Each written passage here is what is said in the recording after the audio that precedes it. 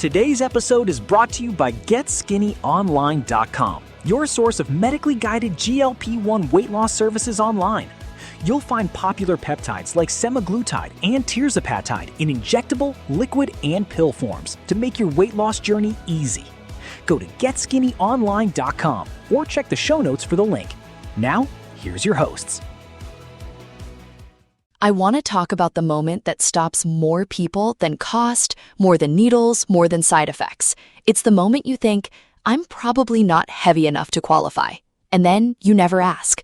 Or the flip side. I'm definitely heavy enough, but I don't want to sit in an office and get weighed and lectured by a 30-year-old doctor about how I should just eat less. So today, what actually determines whether you qualify for GLP-1 medication, what a real assessment should look like, and the part I care most about, why the standard qualifying tool is kind of broken for people our age. Standard reminder, educational content, not medical advice. Nothing today tells you whether you personally qualify. That's a licensed clinician's job. Let's start with the actual criteria, because most people have never seen them written down.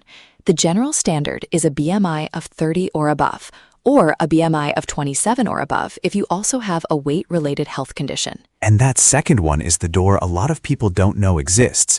Weight-related conditions include things like high blood pressure, type 2 diabetes, high cholesterol, obstructive sleep apnea, heart disease. Which, if you're over 40, is a list you may already be on without thinking of yourself as someone with a weight problem.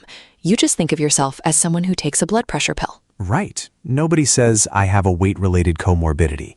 They say, my doctor put me on lisinopril a couple years ago. No big deal. Now, here's the confusing part that trips everyone up. Qualifying for a prescription and qualifying for insurance coverage are two completely different bars. And insurance is usually the higher one. Some plans require a BMI of 35, plus documentation that you already completed 6 or more months of a supervised behavioral weight management program before they'll approve the medication. So you can absolutely be someone a doctor would appropriately prescribe for and still get denied coverage. Those are two separate questions, and you should ask them separately. Okay, now the part I've been waiting for. Because BMI as a tool has a real problem after 40. Say more. BMI is just your weight and your height. That's it. It doesn't know what your weight is made of. And after 40, what your weight is made of changes dramatically, even when the number doesn't move. Because of sarcopenia, the age-related muscle loss we talk about constantly on this show, you can lose muscle and gain fat, pound for pound, and step on the scale and it says the exact same number it did 5 years ago. And your BMI says you're fine. And meanwhile, your body composition has quietly gotten worse. Clinicians sometimes call that sarcopenic obesity, or normal weight obesity. Normal number, not normal metabolism. So if you're 51 and your BMI is 26 and you've been told you're fine, but your waist is bigger than it's ever been, and your energy is gone, and your blood work is drifting the wrong way, BMI is not telling the truth about you. Which is why waist circumference deserves more attention than it gets, especially after 40. The fat that shows up around your middle and midlife is disproportionately visceral fat, the kind that wraps around your organs, and that's the fat most tied to metabolic and cardiovascular risk. And that's why in the head-to-head trial we covered a few episodes back, the waist numbers mattered as much to me as the weight numbers. Waist tells you something the scale doesn't. So practical version. If you're going to have this conversation, don't just bring your weight. Bring your waist measurement, your recent blood work, and your blood pressure. That's a fuller picture. Quick reminder that today's episode is brought to you by GetSkinnyOnline.com, your source of medically guided GLP-1 weight loss services online. You'll find popular peptides like semaglutide and tirzepatide in injectable, liquid, and pill forms to make your weight loss journey easy. Go to GetSkinnyOnline.com or check the show notes for the link. Now, back to the show. Than BMI alone will ever be. All right, let's talk about assessments, because a lot of this now happens online, and the quality varies enormously. And I want to be fair here. Online assessment doesn't mean lower quality.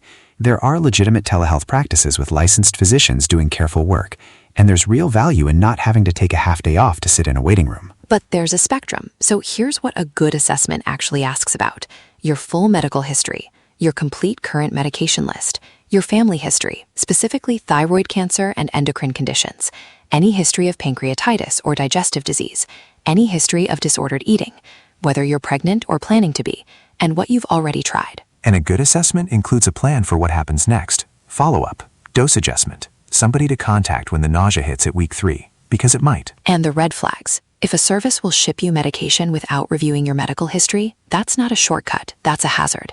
If nobody asks about your other medications, walk away. These drugs slow stomach emptying, which affects how other medications absorb. And by our age, most of us are on something. And the biggest one, if anyone will sell you this without a prescription at all or labels it for research purposes only, that is not a discount. That's an unregulated product with nobody accountable for what's in the vial. Let's cover who should not be taking these, because that's part of qualifying too. If you have a personal or family history of medullary thyroid cancer or a condition called MEN2, these are contraindicated, full stop. If you have a history of pancreatitis, significant digestive disease, or an eating disorder, that's a careful conversation. Not an automatic no, but a careful one.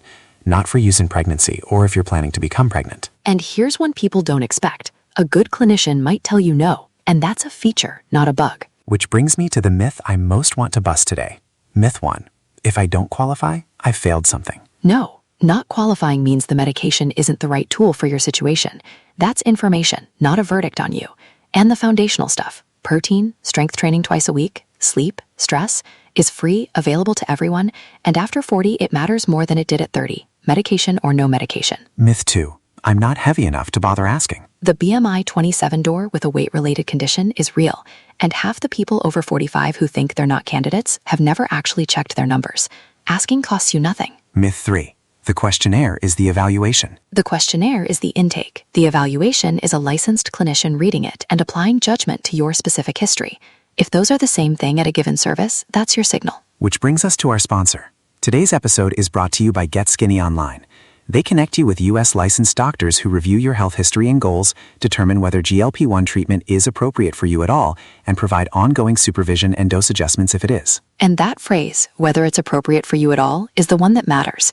You want a process that's willing to tell you no. You can learn more at getskinnyonline.com. 3 takeaways. Number 1. The general bar is a BMI of 30 or 27 with a weight-related condition, like high blood pressure, sleep apnea, or high cholesterol. Insurance coverage is often a separate, stricter bar. Ask both questions. Number 2. BMI is a weak tool after 40 because it doesn't know that you've swapped muscle for fat while the number sat still. Bring your waist measurement, your blood work, and your blood pressure. That's a truer picture of you. Number 3. A real assessment reviews your full history, your medications, and your family history, and comes with follow-up. If a service skips that, the low price isn't the bargain it looks like. Your action step this week. Get a tape measure. Measure your waist at the level of your belly button, standing relaxed, exhaling normally. Write the number down with today's date. That single number tells you more about your metabolic health after 40 than the scale does, and it's the number to bring to any conversation about this. Takes 90 seconds. Do it today. And if you know someone who's been quietly assuming they don't qualify, send them this. That assumption stops more people than anything else. Comment and tell us. Have you ever asked a doctor about this? What happened? We read everything. Subscribe if you're new. Science-backed health after 40. No fads, one action step every week. It's not too late. It's just different. See you next time. Thanks for listening. Today's episode was brought to you by GetSkinnyOnline.com, your source for medically guided GLP-1 weight loss services. They have popular peptides like semaglutide and tirzepatide in injectable, liquid, and pill forms to make your weight loss journey easy. Go to GetSkinnyOnline.com or check the show notes for the link. See you next time.